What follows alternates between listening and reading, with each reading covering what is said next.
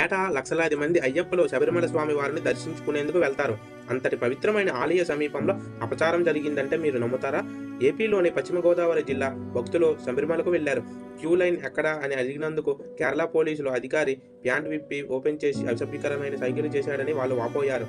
ఆందోళనకు దిగడంతో ఇతర సిబ్బంది ఆ అధికారిని సైలెంట్ గా బయటకు పంపించేశాడని తెలిపారు. దీనికి సంబంధించిన వీడియో ఇక్కడ ఉంది, చూడండి. నాగబాబు అండి, ఆంధ్రప్రదేశ్ పశ్చిమ గోదావరి జిల్లా ఉండి నేను దర్శనానికి వచ్చానండి. వస్తుంటే ముందు బంగారు మెట్లు ఎక్కి అలా వెళ్ళానండి. తిరిగి వస్తే మళ్ళీ ఇటు వచ్చాను. ఒక ఆఫీసర్ వచ్చి దర్శనం అవ్వలేదని అంటే జిప్పి చూపెట్టినాడండి.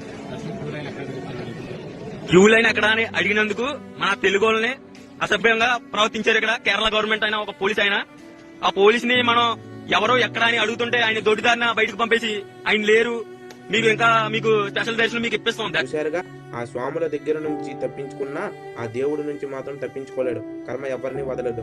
స్వామి ఏ శరణమయ్యప్ప.